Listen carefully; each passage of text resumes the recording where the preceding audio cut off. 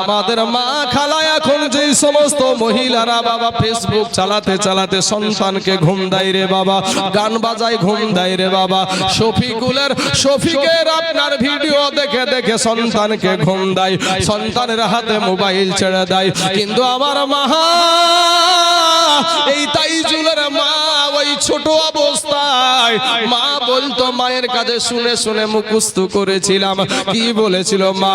এটা বলতো, বাপের বেটা জানে মরে না, এ মহাজননী কাঁদে বাঁচে না, বাপের বেটা জানে মরে না, এ মহাজননী কাঁদে বাঁচে না, বাপের ছেলে পুত্র মোলে ও ভাই কালে যা যাই জ্বলে, বাপের ছেলে পুত্র মোলে ও ভাই কলি যা যাই জ্বলে, বাপের মুখে হাসি চোখে পানি মানে না, এ মহাজননী কাঁদে বাঁচে না। শেরটা ভালো না? ভালো না গো? বাপ যখন যুবক ছেলে যখন ইন্তিকাল করে, ওই বাপটা দেখা যায় যে মনে হয় যে হাসছে, কিন্তু ওই বাপের চোখে পানি মানে না। এই যুবকেরা, বাপের কাছে দুনিয়াতে সবচাইতে ভারী জিনিস হলো তার সন্তানের খাটলা বহানো। তার সন্তানের খাটলা বহানো হলো সবচাইতে ভারী জিনিস। তাই আমার মা বলতো, যেমন কাঁচা বাঁশের ঘুণ, কাঁচা বাঁশ বুঝুন তো, কাঁচা বাঁশ যে বাঁশ দিয়ে ঘর করি আমরা, ওই বাঁশে যদি ঘুণ লেগে যায়, ওই বাঁশের কোনো শক্তি থাকে আর কোনো বস্তু থাকে? তাই আমার মা বলতো, যেমন কাঁচা বাঁশের ঘুণ লাগিলে হয় যেমন, যেমন কাঁচা বাঁশের ঘুণ লাগিলে হয় যেমন, ভাই বস্তু থাকে না, মহাজননী কাঁদে বাঁচে না। বাপের যদি যুবক ছেলে মারা যায়, তাহলে জানবেন যে ওই বাপের ভিতর আর কিছু থাকে না, কোন সেই বাপগুলার ভিতর আর কিছু থাকে না, ওর ভিতর কুড়িয়ে কুড়িয়ে কুড়িয়ে করে শেষ হয়ে যায়। কিন্তু এই যুবক ছেলে সেই বাপকে সম্মান দেয় না, সেই মাকে সম্মান দেয় না। আল্লাহ এরকম যুবকগুলাকে আল্লাহ হেদায়েত দান করুক, সকলেই বলেন আমিন। বাবার আমার সোনা মানিকেরা, হযরত মা আমেনা রাদিয়াল্লাহু তাআলা আনহা আমার দয়ার নবী নূর নবীকে বাবা সামনে বসায়া নিলেন গো, উঠ চলতে আরম্ভ হয়ে গেল বাবা। হে সোনা মানিকেরা, উঠ চলতে চলতে একটা জায়গাতে রাস্তা ভুল হয়ে গেছে। ভুল বলতে কিরকম ভুল বাবা? আমা আমেনা তিন মাথা জায়গাতে গিয়ে দাঁড়িয়ে গেছে। সেই যে বিয়ের পরে মদিনা থেকে এসেছি, আর মদিনাতে যাওয়া হয় নাই, কোন রাস্তা দিয়ে এসেছি কিছুই তো মনে নাই। আমার দয়ার নবী বলে, মা গো, আমরা সঠিক রাস্তাতেই আছি, জোরে বলেন সুবহানাল্লাহ। কারণ কি বাবারে, শুধু শুনেন না, শিক্ষারও চেষ্টা করেন। হাদিসে আছে, কদ রাফা'লিয়াদ দুনিয়া ফাআনা আনজুর ইলাইহা ওয়া ইলা মা হুয়া কাইনুন ফিহা ইলা ইয়াউমিল কিয়ামাতি কান্নামা আনজুর ইলা কাফাহাজি, জোরে বলেন একবার সুবহানাল্লাহ। এই হাদিসটা আবু নুয়াইম ইসফাহানি রহমতুল্লাহ আলাইহির হিলিয়াতুল আউলিয়ার ৫ম খণ্ডের ১৬ পৃষ্ঠার মধ্যে হাদিসটা এসেছে। এবং আপনার জালালউদ্দিন সুয়ুতি রহমতুল্লাহ আলাইহির খাসাইসুল কুবরার মধ্যে হাদিসখানা এসেছে কে, ইন্নাল্লাহ আযজা ওয়া জাল্লা কদ রাফা লিয়াদ দুনিয়া, নিশ্চয় আল্লাহ পাক পুরো দুনিয়াটাকে, নবীজি বলছেন, আমার নবীজি আপনার নবী বলছেন যে পুরো দুনিয়াটাকে আল্লাহ পাক আমার সম্মুখে তুলে ধরে রেখেছেন। কে বলছেন? নবীজি বলছেন যে আমার সম্মুখে তুলে ধরে রেখেছেন। ফলে ইহা আমি দেখতেছি। কি দেখছে? পুরো কি দেখছে? পুরো দুনিয়াটা দেখছেন। কতদিন দেখবে? নবীজি দুনিয়ায় থাকাকালীন না নবীজি পর্দা করার পরেও দেখবে? সে বিষয় ওই হাদিসের শেষ অংশে বলছে, ইলা ইয়াউমিল কিয়ামাতি কান্নামা আনজুরু ইলা কাফাহাজি, কিয়ামত পর্যন্ত যা কিছু হবে সব কিছুই তার নবীজির হাতের তালুর মতো পুরো দুনিয়াটাকে দেখতেই থাকবে, জোরে বলেন সুবহানাল্লাহ। বাবাজি আমার সোনা মানিকেরা, এটা নবীর পাওয়ার আমার আল্লাহ দিয়েছে। আপনার আমার ছোট করতে গিয়ে ছোট করতে পারা যাবে? যেটা আল্লাহ দান করেছে সেটা পারবে না। এ মুসলমান বাবাজি আমার ভাই জানারা, এই হাদিস থেকে বোঝা যায় যে নবীজি হাজির ও নাজির। এ মুসলমান বাবা গো, আমার নবী বলে মা গো আমরা সঠিক রাস্তায় এসে আছি গো মা। আমেনা বলে বেটা রে, জীবনে তো কোনো এই রাস্তা তুমি আসো নাই, তুমি কেমন করে চিনলা?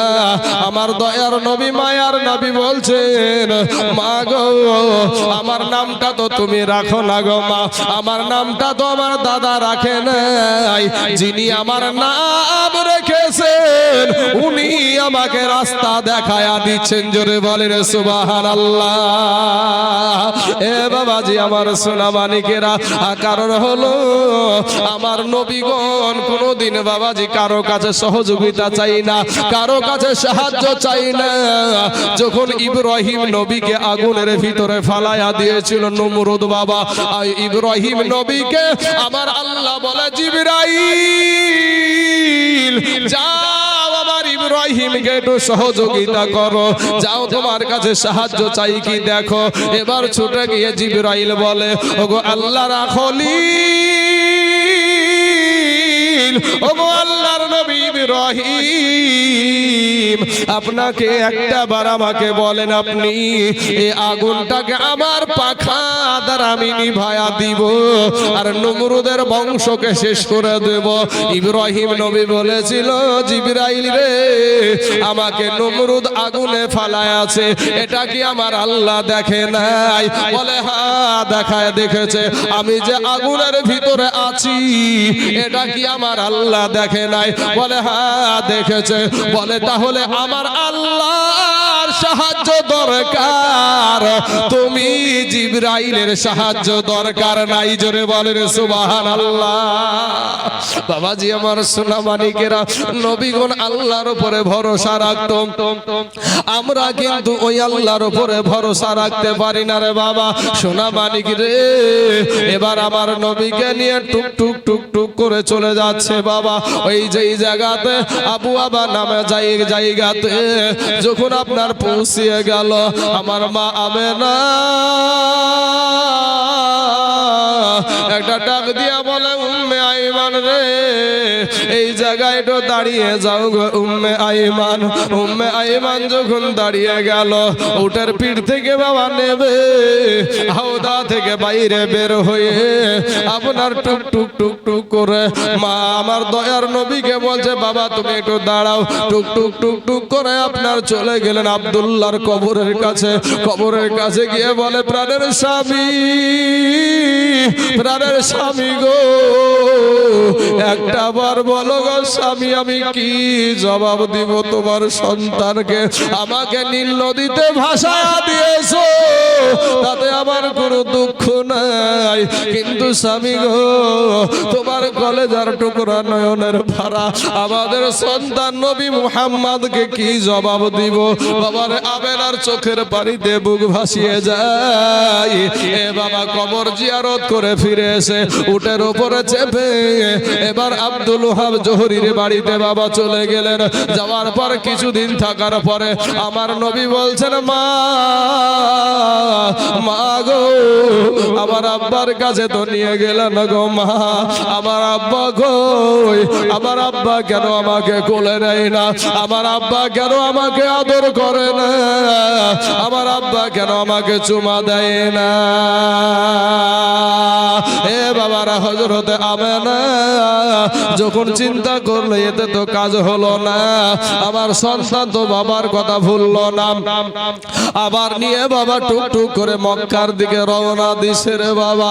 আবার যখন রওনা দিয়েছে টুক টুক করে বাবারে রাস্তার মাঝে আস্তে আস্তে বাবা 3 ফুটে খরানি রোদ্রের টাইম রে বাবা। এই রোদ্রেতে একটু বলে যে আমরা একটু যদি কোনো জায়গাতে একটু দাঁড়িয়ে আরাম করি তাহলে একটু বেলা পড়লে আমরা যাব। ও বাবার আমার ভাই জানেরা, ও গো আমার মা খালা, যেই বাড়িতে যাই লম্বা ঘটনা বাবারে। ও সোনা মানিকেরা, এবার একটা বাড়িতে গিয়া যখন আপনার আপনার ওখানে পরিচয় দিল আমি মদিনার মেয়ে আব্দুল ওয়াহাব জোহরীর মেয়ে, আমি তার বেটি, আমি একটু আপনার এই জায়গাতে বারিন্দাতে একটু আরাম করব। বলে তোমার সঙ্গে যেটা আছে ওটাকে? বলে ওটা আমার বেটা। বলে তুমি আবার দেশের মেয়ে হওয়ার পর তোমাকে বসতে দিতে আমার কোনো অসুবিধা নাই, কিন্তু তোমার সন্তানটাকে আমার বাড়িতে জায়গা দিতে পারবো না, জায়গা দেব না।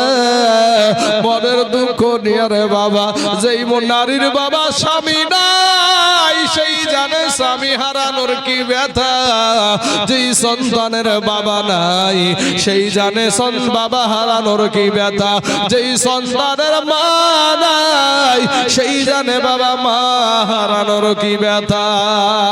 যাদের স্বামী আছে এরা বুঝতে পারবে না রে বাবা, এরা তার জন্য স্বামীর সঙ্গে তর্ক করে, স্বামীর সঙ্গে মাস্তানি দেখায় বাবা। কিন্তু একটা স্বামী হারা মা, ওই মাকে গিয়া জিজ্ঞাসা করবা যে আপনার তো স্বামী নাই, আপনি কেমন ফিল করেন, আপনি একটু বলেন।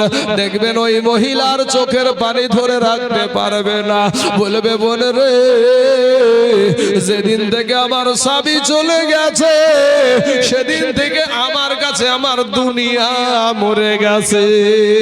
আমার বেটার কাছে দাম নাই, আমার বিটির কাছে দাম নাই, পাড়া প্রতিবেশীর কাছে দাম নাই, যারা যাই চাষে তাই বলে। কিন্তু যতদিন আমার স্বামী বেঁচে ছিল ততদিন পর্যন্ত আমার দিকে আঙ্গুল উঠাইয়া কেউ কথা বলতে পারে না। আরে ও সোনা মানিক, হযরত আমেনা রাদিয়াল্লাহু তাআলা আনহা মা জননীর স্বামী তো নাই রে বাবা, মনের দুঃখ নিয়ে বাবা টুকটুক করে রাস্তা দিয়ে চলে যাচ্ছে। আবার আবু আবা নামে ওই জায়গাটাতে এসে আপনার হাজির হয়ে গেল। হাজির হওয়ার পরে আবার ওই জায়গায় দাঁড়িয়ে যাওয়ার পরে হযরতে আমেনা একটা দৌড় দিয়ে বাবাজি স্বামীর কবরের কাছে বলে, স্বামী গো, ও গো প্রাণের স্বামী, একটা বার বলো গো স্বামী, তোমার কলেজার টুকরা নয়নের পারাকে আমি কেমন করে তাকে বলবো তার বাবা বেঁচে নাই, আমি কেমন করে বলবো তার মনে কষ্ট পাবে, আঘাত লাগবে, আমি মা হয়ে আমার বেটার কলেজায় কি করে আঘাত দিব। এইদিকে আমার দয়ার নবী মায়ার নবী হযরতে উম্মে আইমানকে ডাক দিয়ে বলছে, উম্মে আইমান গো, একটা বার বলো গো উম্মে আইমান, যাবার সময় নানার বাড়ি যাবার সময় আমার মা এসে এই জায়গায় দাঁড়ালো, আবার আসার সময় এই জায়গাতে দাঁড়ালো, বলো গো উম্মে আইমান, ওই জায়গায় কে শুয়ে আছে, ওই জায়গাটাতে কে শুয়ে আছে গো উম্মে আইমান। উম্মে আইমান বাবা কোনো কথা বলতে পারছে না। আরে এতটুক শিশু নবীকে কেমন করে আঘাত দিব? কারণ কি বাবা, আমার নবীজির চেহারা মুবারক দেখলে ক্ষুধার্ত ব্যক্তির ক্ষুধা নিবারণ হয়ে যেত। জোরে বলেন সুবহানাল্লাহ। সাহাবারা নবীকে দেখলে সাহাবাদের ক্ষুধা লাগতো না। ও বাবাজি, নবীজির চেহারা দেখলে যেই চেহারা খানায় মশা বসতো না রে বাবা, যেই চেহারাতে মাছি বসতো না, ওই চেহারা এত সুন্দর চেহারা, মায়াবী চেহারা রে বাবা, চন্দ্র ফেল হয়ে যাবে। এই নূরের নবী আমার দয়ার নবী মায়ার নবী বলছে, উম্মে আইমান গো, আমি বুঝে গেছি আমার আব্বা জান এই দুনিয়ার জমিনে নাই, আমার বাবা নাই, আমার বাবা দুনিয়া থেকে বিদায় নিয়ে ওইখানে শুয়ে আছে। আমি বুঝে গিয়েছি। টুকটুক করে বাবা বলছে, উম্মে আইমান গো, এখানে তুমি একটু দাঁড়িয়ে যাও, আমি আমার বাবার কবরখানায় একটু জিয়ারত করে আসি। জোরে বলেন সুবহানাল্লাহ। টুকটুক করে যখন বাবার কবরের দিকে আগাচ্ছে বাবা, এইদিকে মা আমেনা দেখতে পেয়েছে বেটা আসছে, চোখের পানিটা আড়াল করে মুছে নিয়ে চলে আসছে, ডাক দিয়া বলে মা, ও গো মা, একটা উত্তর দাও গো মা। তুমি যাবার সময়তে এই জায়গায় দাঁড়ালে, আসার সময়তে এই জায়গাতে দাঁড়ালে, বলো গো মা, এই জায়গাতে কে শুয়ে আছে? এই জায়গাতে কে শুয়ে আছে গো মা? একটা বার তুমি আমাকে বলো গো মা। মা জননী উম্মে আপনার মা আমেনা কোনো কথা বলছে না। আমার নবী ডাক দিয়ে বলে, মা গো, আমি বুঝে গিয়েছি গো মা, তুমি কথা বলতে পারবা না। ও গো মা, আমার আব্বা ইহ জগতে আর নাই, আমার আব্বা ওই কবরের ভিতরে আছে। মা গো, তুমি গিয়ে একটু উটের ওখানে দাঁড়িয়ে যাও, আমি আমার বাপের কবরখানে একটু জিয়ারত করে আসি। আমার দয়ার নবী, মায়ার নবী, মা হারা বাবা হারা নবী, বাবা রে আব্দুল্লাহর কবরের উপরে শুয়ে শুয়ে কান্দে, গড়াগড়ি দেয়, আব্বা গো একটা বার কোলে তুলে নাও গো আব্বা, আব্বা গো একবার গালে চুমা দাও, ও আব্বা একটা বার কোলে তুলে নাও, আব্বা একটা বার আদর করো। আমার বাবা রে, আমরা মানুষেরা নাবি বলে না চিনলে কি হবে? আল্লাহর অগণিত রহমতের ফারিস্তারা নবীকে চিনে রে বাবা। গাছ নবীকে চিনে, হরিণ নবীকে চিনে, চোপায়া জানোয়ার সবাই নবীকে চিনে বাবা। ওই বাবা রে, আসমানের ফারিস্তারা দলে দলে নেমে এসে ডাক দেয়, আল্লাহ তোমার হাবিবের কান্নায় আর সহ্য করতে পারি নাই গো আল্লাহ। তোমার হাবিবকে সৃষ্টি না করলে তুমি আমাদেরকেও সৃষ্টি করতে না, আসমান সৃষ্টি করতে না, জামিন সৃষ্টি করতে না। আল্লাহ গো, বাপের চেহারাটা একটু দেখায়া দেন না আল্লাহ। এইদিকে বাবাজি হযরতে আমেনা জানো বাবাজি আর দাঁড়িয়ে থাকতে পারছে না রে বাবা, আর যেন জমিনে দাঁড়িয়ে থাকতে পারছে না। উম্মে আইমানকে ধর, বলে বোন রে আমাকে একটু ধর। ধরে ধরে যখন বসায় আছে, ডাক দিয়ে বলে, উম্মে আইমান রে, আমার বেটার আর দুনিয়াতে কেউ থাকলো না রে উম্মে আইমান, উম্মে আইমান রে, আমার বেটার বাবা নাই, আমি তার মা। আমার মনে হয় আর মক্কা যাওয়া হবে না, আমার মনে হয় আর কাবা তওয়াফ করা হবে না, আমার মনে হয় আর আমার শ্বশুর আব্বার সাথে দেখা হবে না। উম্মে আইমান রে, আজকে থেকে আমার বেটাটাকে তুই দেখে রাখিস রে উম্মে আইমান। একা করতে করতে দেখা গেল আপনার হযরতে আমেনা রাদিয়াল্লাহু তাআলা আনহার দেহ থেকে প্রাণ পাখিটা যেন বিয়োগ হয়ে গেল। ইন্না লিল্লাহি ওয়া ইন্না ইলাইহি রাজিউন। বাবা রে, প্রত্যেকটা মানুষের ভিতরে একটা পাখি আছে। এই যে বাবা খাঁচা, এই খাঁচাটাতে পাখিটা আছে রে বাবা। কার কোন দিন জানে, কখন জানে পাখিটা বের হয়ে বাবা চলে যায়। এর জন্য কবি বলছেন, ওরে আমি খাঁচা তুমি পাখি থাকো আমার ভিতর, ওরে আমি খাঁচা তুমি পাখি থাকো আমার ভিতর। এ হঠাৎ কইরা উইড়া যাইবে না দিয়া খবর, হঠাৎ কইরা উইড়া যাইবা না দিয়া খবর। ওরে আমি খাঁচা তুমি পাখি থাকো আমার ভিতর, এ হঠাৎ কইরা উইড়া যাইবা না দিয়া খবর, হঠাৎ কইরা উইড়া যাইবা না দিয়া খবর। অচিনপুর ঠিকানা তোমার যাইবা অচিনপুরে,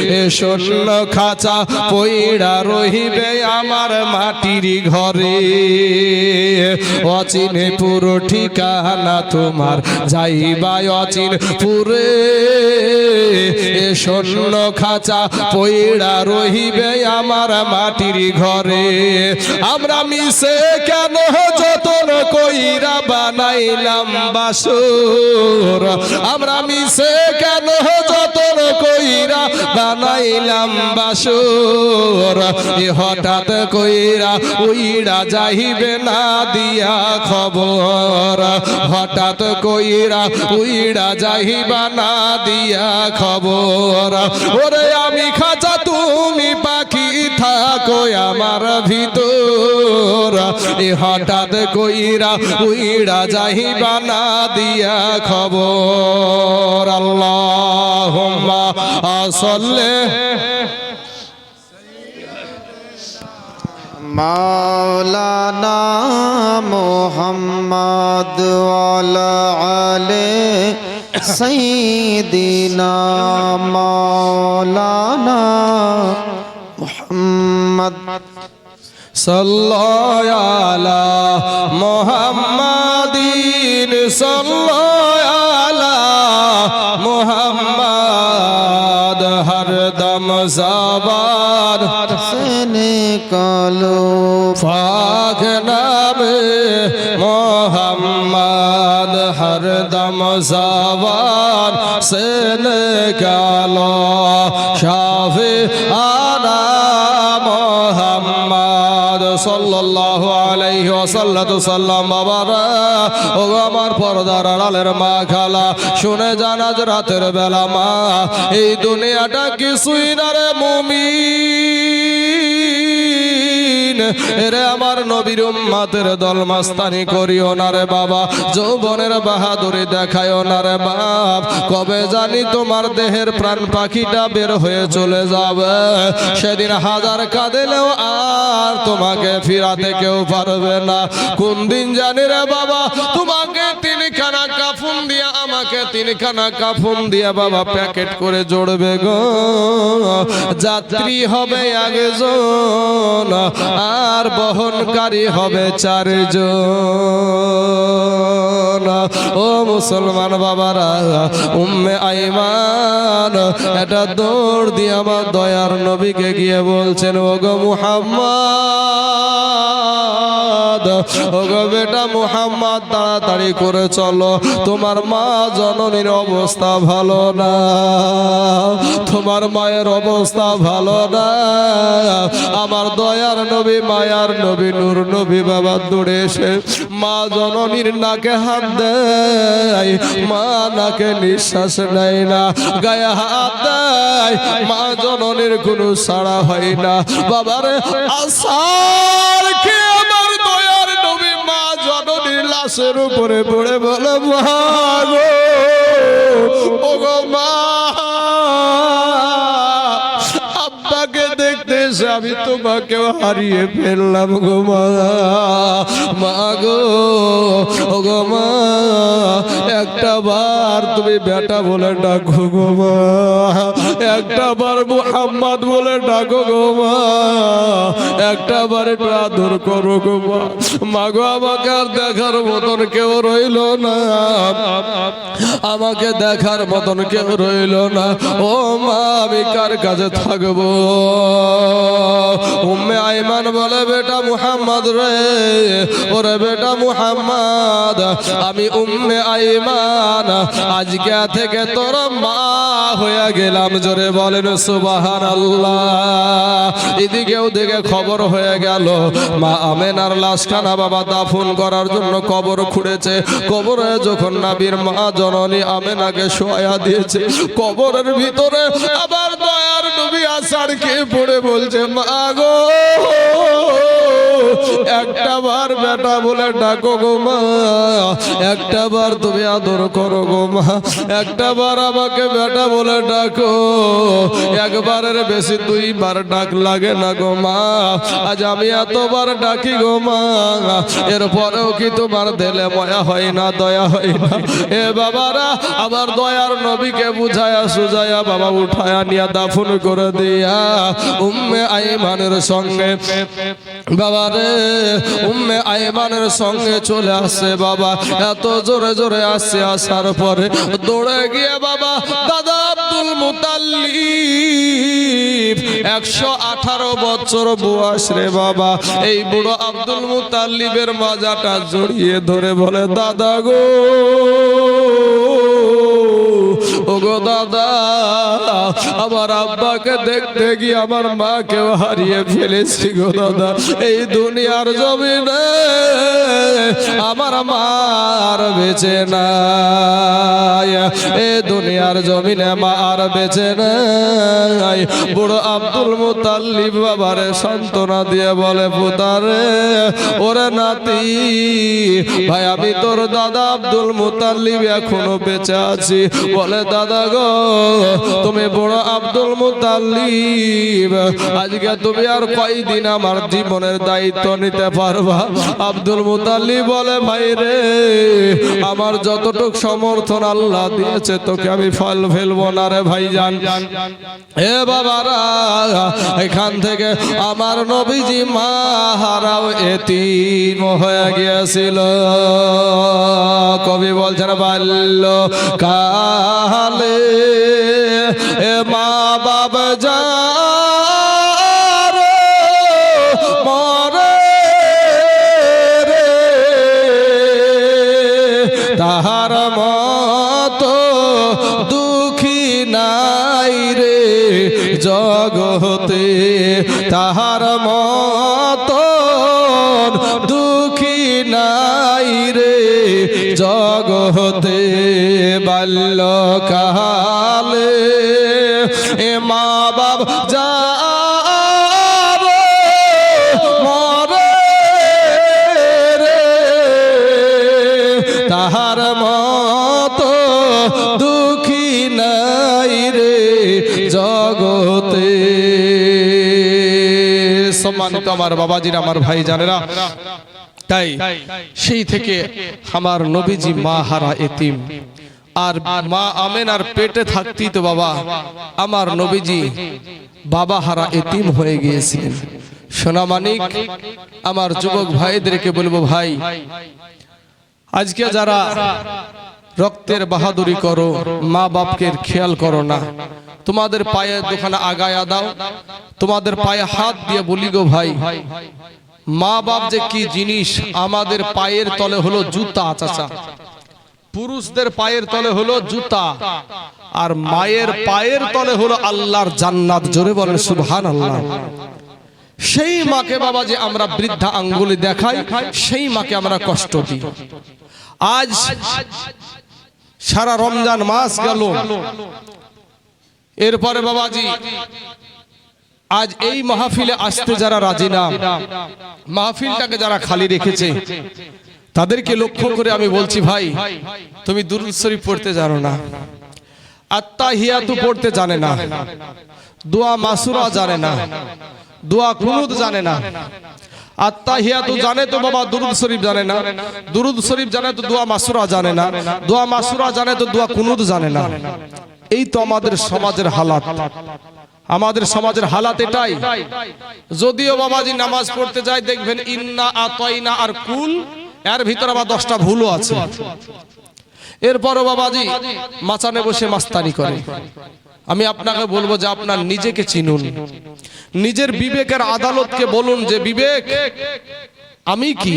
আমি যে অন্যের গীবত করছি, অন্যকে ছোট করার চেষ্টা করছি, অন্যকে আমি খারাপ মন্তব্য করছি, আমি নিজে কি?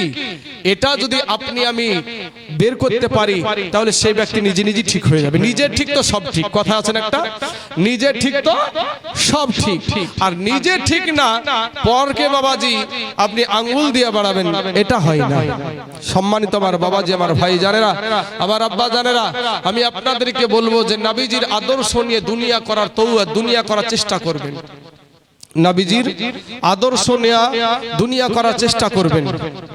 আজ আপনার সন্তান এখানে আসে নাই, বা আপনি আনতেও পারেন নাই, এর কারণে এই দোষটা কিন্তু আপনার। আপনার ঘাড় মোটা হওয়া পর্যন্ত আপনি কোনোদিন আপনার সন্তানকে একটা থাপ্পড় মেরে মসজিদে পাঠাননি, মক্তবে পাঠাননি, কোরআন শিক্ষা দেননি। আজ আপনার সন্তান যেই শিক্ষায় শিক্ষিত হয়েছে, রাস্তায় ঘুরে বেড়ে আপনার বকাটিয়া ছেলেদের সাথে ঘোরাঘুরি করে আজকে সেই বকাটিয়া হয়েছে, আপনি আজ কি করে ঘোরাবেন? আপনার সন্তানকে খারাপ তো আপনি প্রথমে করেছেন ভাই। আপনার সন্তান আপনি যদি নামাজ পড়তেন, আপনিও তাকে নামাজি বানাতেন। আপনি নিজেও নামাজ পড়েন না, পাশাপাশি আপনার সন্তানটাকেও নামাজের তাগিদ দেন না। বুকে হাত দিয়ে আমরা কে বলতে পারবো কেউ যে একটা মৌলবীকে 500 টাকা দিয়ে টিউশনি, আরবি পড়ার জন্য, টিউশনি পড়ানোর জন্য, আরবি শিক্ষা টিউশনি করার জন্য মৌলবী সাহেবকে 500 টাকা বেতনে রেখেছি, এরকম কোনো ব্যক্তি আছে এখানে?